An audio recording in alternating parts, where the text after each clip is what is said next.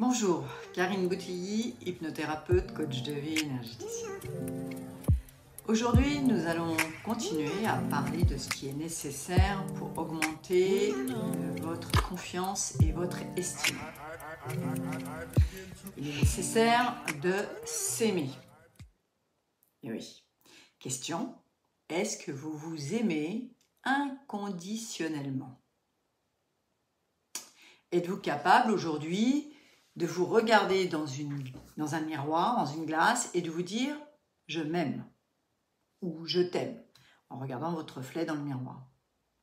Et de laisser venir les sensations de bien-être et de ressenti de ce message au plus profond de vous-même. Je vous rappelle que tout ce qui se vit à l'intérieur de soi se reflète à l'extérieur. Voir les vidéos et podcasts sur la loi d'attraction. Si vous ne vous aimez pas, comment voulez-vous que les autres vous aiment? Si vous attendez que les autres vous aiment pour vous aimer, vous êtes tributaire du regard de l'autre. Malheureusement, c'est souvent par ça que l'on commence, avec nos parents, puis notre famille, notre entourage, enfin notre environnement, maître, professeur, patron, amis, etc. Pourquoi? Tout simplement parce que l'enfant que nous étions s'est construit, encore une fois et toujours, par rapport à ce qu'il a reçu dans son enfance. Si ses parents étaient en extase devant lui, l'enfant a une meilleure image de lui.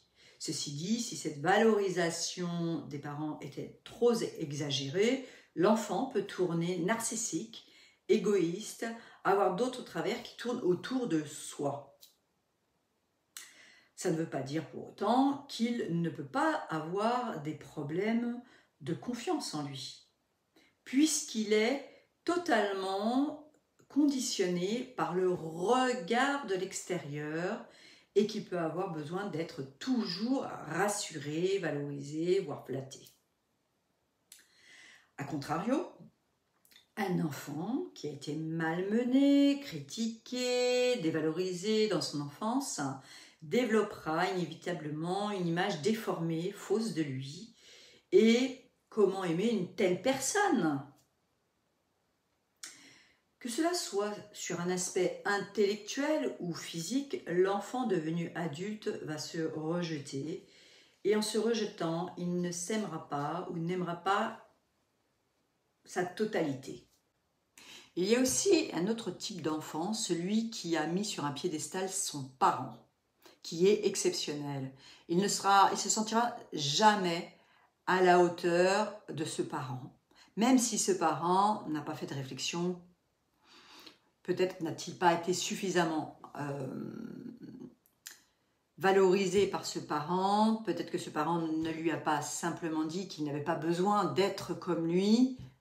Et l'enfant va chercher désespérément à arriver à son niveau. Cette comparaison, c'est un cercle vicieux dont il faut sortir.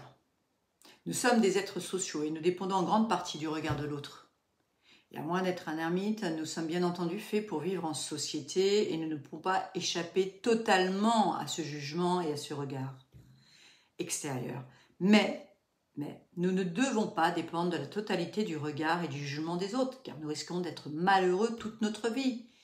Si ces derniers notamment sont toxiques, ou négatifs, ou pernicieux, manipulateurs.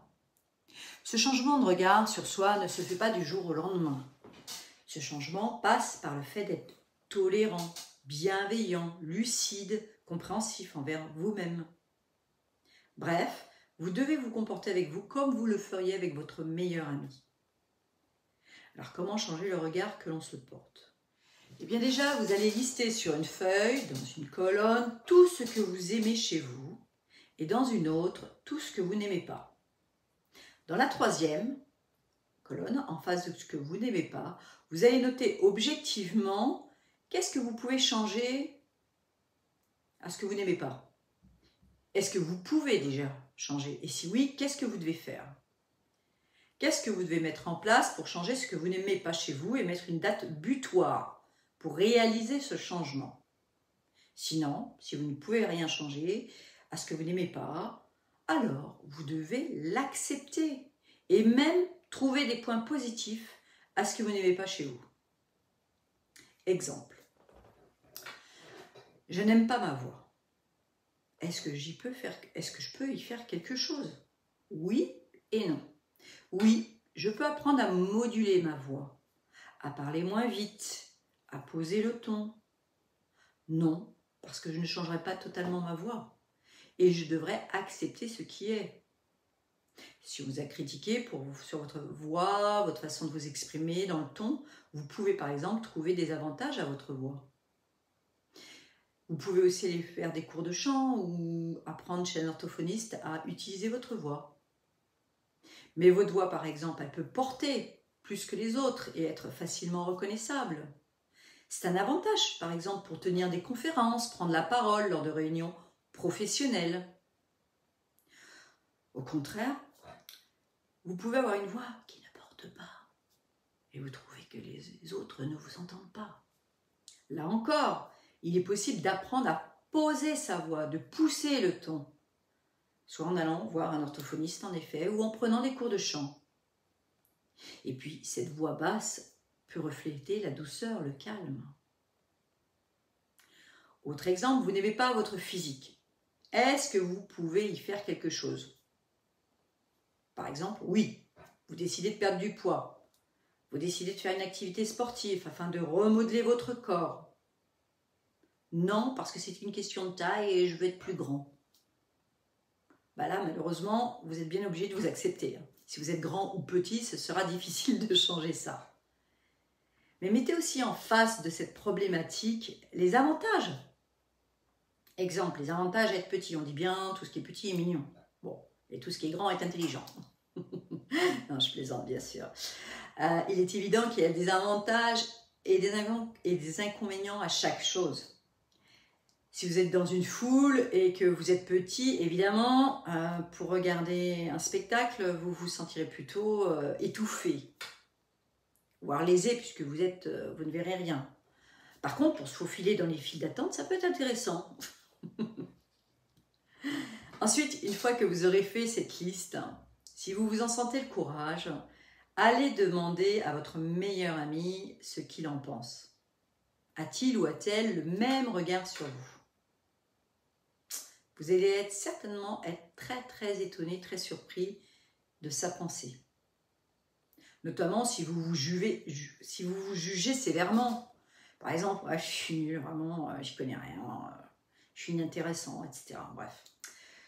Je me rappelle d'une consultante qui est venue me voir et qui me disait justement qu'elle ne se trouvait pas intéressante, car personne ne faisait attention à elle autour d'une table. Bon, je lui demande, mais qu'est-ce qui lui fait dire ça? Qu'est-ce qui lui fait penser qu'elle n'est pas intéressante? On ne m'entend pas, me répond-elle. Ah bon? Êtes-vous sûre de ça? Pourquoi ça? Elle me précise qu'elle ne peut pas prendre part aux conversations et aux discussions lors des réunions entre amis car elle ne se sent pas intéressante à cause de cette voix qu'elle n'aime pas et qui n'est pas vraiment entendue, qui est basse. Et du coup, elle s'effaçait. Je lui dis alors, avez-vous essayé de prendre la parole, de prendre part aux conversations? Non, pas spécialement, me dit-elle. Elle se demandait d'ailleurs même pourquoi son compagnon était avec elle, tellement elle se trouvait inintéressante. Je lui ai dit, vous lui avez posé la question à votre compagnon? Non, dit-elle un peu effrayée. Je lui ai dit, posez-lui la question. Et elle revint la séance suivante et elle était toute contente. Il trouve que je suis quelqu'un de très calme et très douce car je parle avec douceur et il adore ma voix. Quelle surprise, n'est-ce pas? Je lui ai donc dit, essayez de prendre la parole la prochaine fois, quand vous allez avec vos amis, et juste observez ce qui se passe. La fois suivante, elle revient, elle me raconte, et elle me dit que tout le monde s'est tu, et que le silence s'est fait autour de la table, et tout le monde l'écoutait, attentivement, sans se moquer d'elle, sans l'interrompre. Rien de désagréable. Du coup, je lui pose la question, mais d'où vient votre croyance que vous n'étiez pas intéressante du fait de votre voix? Et bien là, elle me raconte en fait un épisode de sa vie quand elle était enfant et que ses frères n'arrêtaient pas de l'interrompre et que personne ne l'écoutait. Et du fait de ce comportement, elle a pensé qu'elle n'était pas intéressante. Et puis d'ailleurs, c'était la réflexion qu'on lui faisait. Donc à table, personne ne l'écoutait. Et c'était à celui qui avait le ton le plus haut que l'on écoutait. Je crois que ça doit parler à d'autres personnes. Hein. Donc est-ce que ça veut dire que parce que certains n'écoutent jamais leur interlocuteur, que cet interlocuteur n'est pas intéressant? Absolument pas. Et donc, temps de reprendre votre pouvoir sur votre vie, sur ce qui a été dit sur vous, que ce soit intellectuellement, physiquement, et de commencer à vous aimer vraiment. Donc, cette semaine, vous allez dresser ce tableau avec ce que vous aimez et ce que vous n'aimez pas de vous. Vous allez trouver les avantages de ce que vous n'aimez pas. Et nous verrons la prochaine fois tous les exercices à mettre en place régulièrement afin de commencer à travailler plus sur votre amour et sur votre confiance et sur votre estime. Je vous remercie de votre écoute et je vous dis à une très très belle semaine à vous. Merci.